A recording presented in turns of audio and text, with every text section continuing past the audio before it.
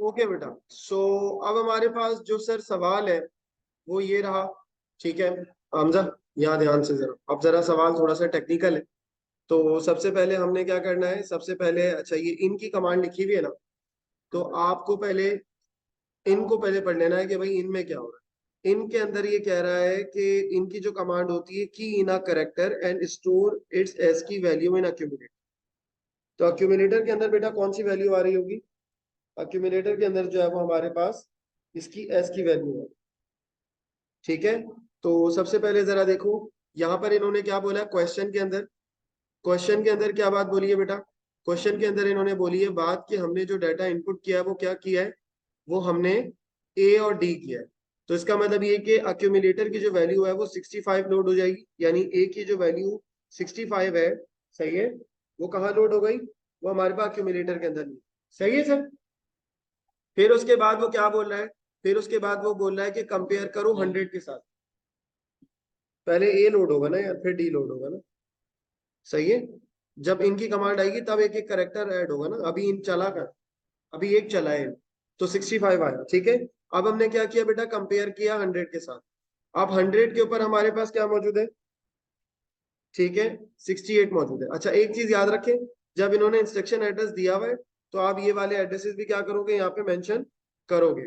तो हमारे पास यहाँ पर ये इंस्ट्रक्शन एड्रेस क्या चलता रहेगा, 70, फिर इसी तरीके से यहाँ पे 71, फिर 72, फिर 73, फिर 74, इसी तरह 75, 76, 77, 78। ठीक है, और इसी तरीके से हमारे पास यहाँ आ जाएगा 79, फिर 80 आ जाएगा बेटा। ठीक है, अच्छा अब एक काम करते हैं हम इसको जो है वो चलो यहाँ तक लिखते हैं, क्या पता आगे चेंजेस वगैरह भी हो रहे हो, डिपेंड करेगा ना इंस्ट्रक्शन अगर दोबारा चलेंगी तो इंस्ट्रक्शन एड्रेस यहाँ पे चेंज करना पड़ सकता है। तो फिलहाल मैं यहाँ तक लिख रहा हूँ। ठीक है, अब उसके बाद बेटा क्या होगा, अब उसके बाद कंपेयर करेंगे किसके साथ, 100 के साथ। तो 100 पे क्या पड़ा हुआ है, 68। क्या 68 65 बराबर है, नो। जब नहीं है तो क्या चलेगा, जेपी चलेगा जेपीएन चलेगा। रुक जाओ भाई, दोबारा से देख लेते हैं, जेपीएन चलेगा।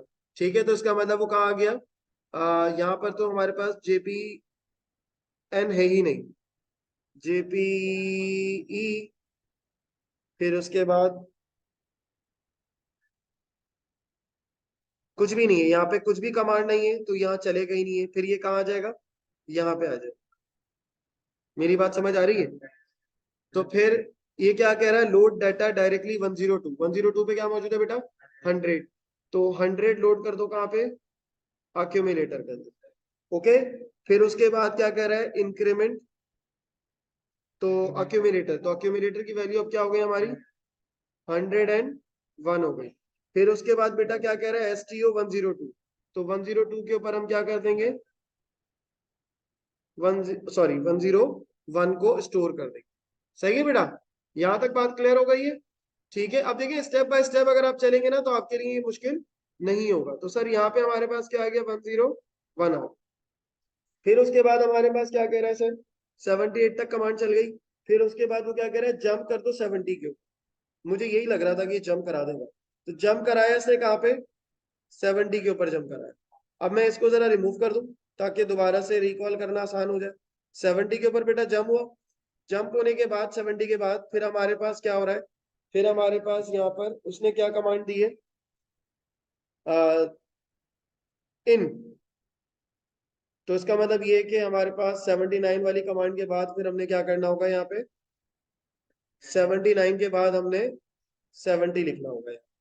ठीक है, 70 क्यों लिखना होगा बेटा, 70 इसलिए लिखना होगा क्योंकि ये दोबारा से यहाँ पे जंप करके यहाँ पर दोबारा इन हो रहा है, तो क्या इन हो रहा है अब, डी। तो डी के ऊपर वैल्यू क्या बेटा, 68। अब हम यहाँ क्या लिख देंगे, 68 लिख देंगे। सही है, अब हम ये 68 लिखेंगे। अगेन कंपेयर करो 100 के साथ, तो 100 पे वाकई क्या है, 68 है, तो क्या चलेगा, जेपी। जेपी का मतलब क्या है, 80। इसका मतलब मुझे इसको कहाँ लेके जाना है, अच्छा 71 पे हमने कंपेयर कर लिया। ठीक है, और फिर 72 वाली कमांड चली होगी जो कि क्या है, जंप है। तो 72 के बाद ये कहाँ आ गया डायरेक्टली, ये आ गया यहाँ पे 80 के ऊपर। तो मैं यहाँ क्या लिख दूंगा, 80 लिख दूंगा, और 80 में क्या कर रहा है, लोड करो 102, तो 102 पे क्या पड़ा हुआ है 100, तो 80 के ऊपर क्या, सॉरी हाँ 101, 101, मैं मतलब वही कहना चाह रहा हूँ कि ये इसकी वैल्यू को उठाएगा ना, लास्ट रिसेंट वैल्यू उठाएगी। ठीक है, वेरी गुड, सही है बेटा। अब उसके बाद हमारे पास क्या आ गया, डिक्रीमेंट अक्यूमुलेटर रजिस्टर। तो अक्यूमुलेटर रजिस्टर के अंदर क्या आ गया सर, 100 हो गया, और यहाँ पर हमने क्या कर दिया 81 कर दिया। और उसके बाद फिर 82 में क्या कह रहा है ये, 82 में ये कह रहा है कि आप इसे स्टोर कर दें 102, तो ये यहाँ पे क्या आ जाएगा, सही है, ठीक है। और उसके बाद क्या कह रहा है, उसके बाद स्टोर करने के बाद ये क्या कर रहा है, जंप कर दो किसके ऊपर, 70 पे। तो अब आप यहां से दोबारा से कहाँ आ जाएंगे, 70 पे आ जाएंगे, और यहाँ आपका कमांड जो है वो रुक जाएगी, क्योंकि इसके आगे हमें इनपुट नहीं दिया हुआ है। सही है, अब चलाता रहता है वो, अक्सर चलाता रहता है। ठीक है सर, तो ये वाला सवाल हमने कर लिया है सॉल्व। अब जरा मुझे एक और सवाल आपको करवाना था, ये भी बहुत जरूरी है। इन्होंने क्या बात बोली है, इन्होंने बात बोली है कि content of the memory address 300 are shown. इन्होंने जो वैल्यूज दी हुई है 300 की, वो ये दी हुई, ठीक है। अब वो कह रहा था content of memory address 300 represented as unsigned integer number, right binary value of the unsigned binary number in the memory address 300। तो 300 पे जो वैल्यूज है जरा कैलकुलेट करके बता दें सर। 1 2 4 8 16 32 64 क्या बन रहा है भाई, 96, 96, हाँ ना, 102 ही तो बन रहा है, 96, 96 और 4 कितना होगा, 102 बन गया, ठीक है। अब उसके बाद फर्दर इसने क्या बात बोली है बेटा, फर्दर इसने ये बात बोली है कि असेंबली लैंग्वेज जो हमने कमांड लिखी है, कह रहा है right an assembly language program needs to test if the bit 2 in memory address 300 is 1। तो इसका मतलब ये कि हमें इन्होंने चेक करने के लिए कहा, टेस्ट करने को कहा है ना, तो यहाँ कमांड कौन सी लगेगी, एंड की कमांड लगेगी, पढ़ाया था ना मैंने, ठीक है। और अगर सेट करने को कहता तो हम वो लगाते। फिर आगे जरा एक और सवाल कह रहा है, ये सवाल इंपॉर्टेंट है। इसमें कह रहा है right an assembly language program needs to set bit 4 5 6 7 to 0, और बाकी सबको क्या करना है, मेंटेन करना है। तो हमारे पास रजिस्टर की जो वैल्यू है वो यहाँ पे क्या मौजूद है सर,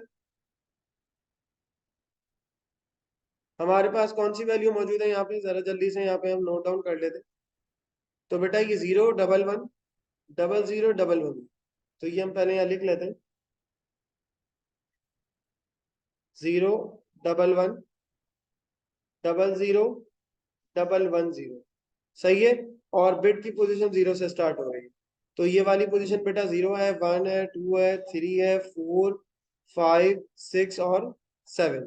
अब क्या कह रहा है कि किसको रिटेन करना है, 4 5 6 7 को क्या करना है, इन सबको क्या करना है, 0 करना है, तो इनको आपने 0 कर दिया।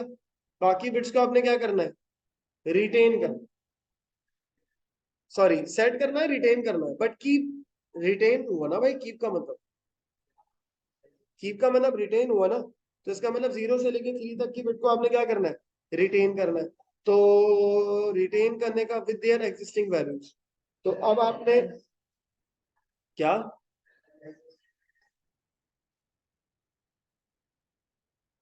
वो सही है, अभी फिलहाल ये बात थोड़ी हो रही है, अभी मैं ये कह रहा हूँ कि अभी हमने करना क्या है, रजिस्टर के अंदर क्या अप्लाई करना, पुरानी बिट्स रिटेन करनी। जब इस तरह की बात हो रही हो, अगर मैं यहाँ लगाऊं एंड कमांड, देखो जब स्पेसिफिकली किसी बिट की बात होती है ना, किसी बिट को सेट करना है, किसी बिट को वन करना है, किसी बिट को चेक करना है, तो वहां पे एंड और ऑड्स और वैसे लगाओगे जो मैंने आपको पहले पढ़ाया था, चेक करने के लिए और सेट करने के लिए।